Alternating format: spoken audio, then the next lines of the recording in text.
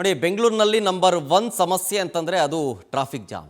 ಈ traffic jam ವಿಚಾರಕ್ಕೆ ಸಂಬಂಧಪಟ್ಟಂತೆ ಈ ಹಿಂದೆ ಡಿ ಕೆ ಶಿವಕುಮಾರ್ ಅವರು ಹೇಳಿದರು, ದೇವರೇ ಕಾಪಾಡಬೇಕು ಅಂತ.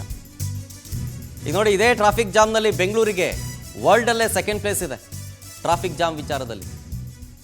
ಎಂಥ ಅಪಖ್ಯಾತಿ ನೋಡಿ ಬೆಂಗಳೂರಿಗೆ. 1 ನಿಮಿಷ ಪ್ರಯಾಣ ಬೆಳೆಸೋದಕ್ಕೆ 3 ನಿಮಿಷ ಬೇಕಾಗುತ್ತೆ. ಕೇವಲ 1 ನಿಮಿಷದಲ್ಲಿ ಹೋಗುವಂಥ ಜಾಗ ಅದಕ್ಕೆ 3 ನಿಮಿಷ ತಗೊಳುತ್ತೆ. ಸಿಲಿಕಾನ್ ಸಿಟಿಗೆ 2ನೇ ಸ್ಥಾನ, ಫಸ್ಟ್ ಪ್ಲೇಸ್ ಬಂದು ಮೆಕ್ಸಿಕೋ. ಟಾಮ್ ಟ್ರಾಫಿಕ್ ಇಂಡೆಕ್ಸ್ ಸಂಸ್ಥೆ ನಡೆಸಿದ ಸಮೀಕ್ಷೆ ಇದು. ಇದರಲ್ಲಿ ಜಗತ್ತಿನಾದ್ಯಂತ 500 ನಗರಗಳ ಸಮೀಕ್ಷೆಯನ್ನು ಮಾಡಲಾಗುತ್ತೆ.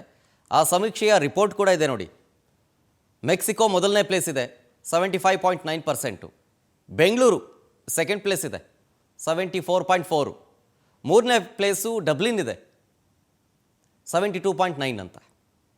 ನೋಡಿ ಎಲ್ಲೆಲ್ಲಿಂದ ಅಪಖ್ಯಾತಿ ಬೆಂಗಳೂರಿಗೆ ಅಂತ. ಟ್ರಾಫಿಕ್ನಲ್ಲಿ ನಂಬರ್ 2 ಸ್ಥಾನ. ಡೀಟೇಲ್ಸ್ ಕೊಡ್ತಾರೆ ಇದ್ರ ಬಗ್ಗೆ ನಮ್ಮ ಪ್ರತಿನಿಧಿ ಮಂಜುನಾಥ್ ಸಕ್ಕರ. ಮಂಜುನಾಥ್, ಎಂಥ ಅಪಖ್ಯಾತಿ ಬಂದ್ಬಿಡ್ತು ಬೆಂಗಳೂರಿಗೆ ಅಂತ. ಈ ಹಿಂದೆ ಡಿ ಕೆ ಶಿವಕುಮಾರ್ ಅವರು ಹೇಳಿದರು ದೇವರೇ ಕಾಪಾಡಬೇಕು ಅಂತ. ಇನ್ನು ಜನಪ್ರತಿನಿಧಿಗಳು ಏನು ಮಾಡ್ತಾರೆ, ನನಗನ್ಸುತ್ತೆ ಮುಂದಿನ ಬಾರಿ ಎಲೆಕ್ಷನ್ ನಡೆಯುವಂಥ ಸಂದರ್ಭದಲ್ಲಿ ಒಂದು ಮ್ಯಾನಿಫೆಸ್ಟೋದಲ್ಲಿ ಇಟ್ಬಿಡಬೇಕು. ಟ್ರಾಫಿಕ್ ನಾವು ಕಂಟ್ರೋಲ್ ಮಾಡ್ತೀವಿ ಅನ್ನುವಂಥ ಮ್ಯಾನಿಫೆಸ್ಟೋ ಇದ್ದರೆ ಮೋಸ್ಟ್ ಪ್ರಾಬಬ್ಲಿ ಅವ್ರು ಗೆಲ್ತಾರೇನೋ. ಹಂಗಿದೆ ಸಿಚುವೇಶನ್ ಈಗ.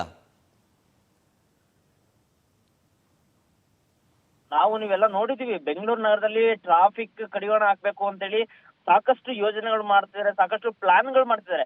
ಆದ್ರೆ ಇವರೆಲ್ಲರೂ ಕೂಡ ಪ್ಲಾನ್ಗಳು ಮಾಡೋದಕ್ಕಿಂತ ಮುಂಚೆ ಬೆಂಗಳೂರು ನಗರದಲ್ಲಿ, ಯಾಕಂದ್ರೆ ಜನಸಂಖ್ಯೆಗಿಂತ ಹೆಚ್ಚಾಗಿ ಇವತ್ತು ವಾಹನಗಳೇ ಹೆಚ್ಚಾಗಿದ್ದಾವೆ, ಹಾಗಾಗಿ ಟ್ರಾಫಿಕ್ ಹೆಚ್ಚಾಗ್ತದೆ. ಟ್ರಾಫಿಕ್ ಹೆಚ್ಚಾಗೋದಕ್ಕೆ ಏನನ್ನೋ ಪ್ಲಾನ್ ಮಾಡ್ತಾರೆ. ಯಾಕಂದ್ರೆ ಬೆಂಗಳೂರು ನಗರದಲ್ಲಿ ಯಾಕೆ ಇಷ್ಟರ ಮಟ್ಟಿಗೆ ಟ್ರಾಫಿಕ್ ಆಗ್ತಾ ಇದೆ ಅಂದ್ರೆ, ರಸ್ತೆಗಳು ದೊಡ್ಡ ಮಟ್ಟದಲ್ಲೇ ಅಗಲೀಕರಣ ಆಗ್ತಾ ಇಲ್ಲ, ಎಲ್ಲ ಚಿಕ್ಕದಾಗಿ ಕಿರಿದಾಗಿವೆ. ಸೊ ಹೀಗಾಗಿ ಟ್ರಾಫಿಕ್ ದಟ್ಟಣೆ ಹೆಚ್ಚಾಗ್ತಿದೆ. ಸೊ ಹೀಗಾಗಿ ಅಂದ್ರೆ ಒಂದು ಟಾಮ್ ಟ್ರಾಫಿಕ್ ಇಂಡೆಕ್ಸ್ ಅನ್ನೋ ಒಂದು ಸಂಸ್ಥೆ ಜಗತ್ತಿನಾದ್ಯಂತ 500 ನಗರಗಳಲ್ಲಿ ಟ್ರಾಫಿಕ್ ಹೇಗಿದೆ ಅಂತ ಹೇಳಿ ಸಮೀಕ್ಷೆ ಮಾಡಿತ್ತು. ಅದರಲ್ಲಿ ಬೆಂಗಳೂರಿಗೆ, ಸಿಲಿಕಾನ್ ಸಿಟಿ ಏನು ನಮ್ಮ ರಾಜ್ಯ ರಾಜಧಾನಿ ಬೆಂಗಳೂರಿಗೆ 2ನೇ ಸ್ಥಾನ ಸಿಕ್ಕಿರುವಂತದ್ದು. ಯಾಕಂದ್ರೆ 1 ನಿಮಿಷಕ್ಕೆ ಕೇವಲ 1 ನಿಮಿಷಕ್ಕೆ 1 ಕಿಲೋಮೀಟರ್ 3 ನಿಮಿಷ 37 ಸೆಕೆಂಡ್ ಅಷ್ಟು ಓಡಾಡಬಹುದು. 3 ನಿಮಿಷದಲ್ಲಿ 1 ಕಿಲೋಮೀಟರ್ 37 ಸೆಕೆಂಡ್ ಅಷ್ಟೇ ಓಡಾಡಬಹುದು ಅಂತೇಳಿ ಈಗ ವರದಿ ಬಂದಿರುವಂತದ್ದು. ಸೊ ಹೀಗಾಗಿ ಬೆಂಗಳೂರು ನಗರದಲ್ಲಿ ಮುಂದಿನ ದಿನಗಳಲ್ಲಿ ಇನ್ನೂ ಹೆಚ್ಚಿನದಾಗಿ ವಾಹನಗಳ ಸಂಖ್ಯೆ ಹೆಚ್ಚಾಗ್ತಿದೆ ಹೊರತು ರಸ್ತೆಗಳು ಅಗಲೀಕರಣ ಆಗ್ತಾ ಇಲ್ಲ. ಸೊ ಹೀಗಾಗಿ ಟ್ರಾಫಿಕ್ ಹೆಚ್ಚಾಗ್ತಾ ಇದೆ. ಟ್ರಾಫಿಕ್ ಹೆಚ್ಚಾಗೋದ್ರಿಂದ ಜನರಿಗೂ ಕೂಡ ವರ್ಷಕ್ಕೆ ಸಾವಿರಾರು ರೂಪಾಯಿ ಇನ್ವೆಸ್ಟ್ ಮಾಡಲಾಗ್ತಿದೆ, ಜೊತೆಗೆ ಸಮಯ ಕೂಡ ವ್ಯರ್ಥ ಆಗ್ತಾ ಇದೆ ಅಂತೇಳಿ ಈಗ ವರದಿ ಬಂದಿರುವಂತದ್ದು. ಶರತ್. ಮಂಜುನಾಥ್, ಡೀಟೇಲ್ಸ್ಗಾಗಿ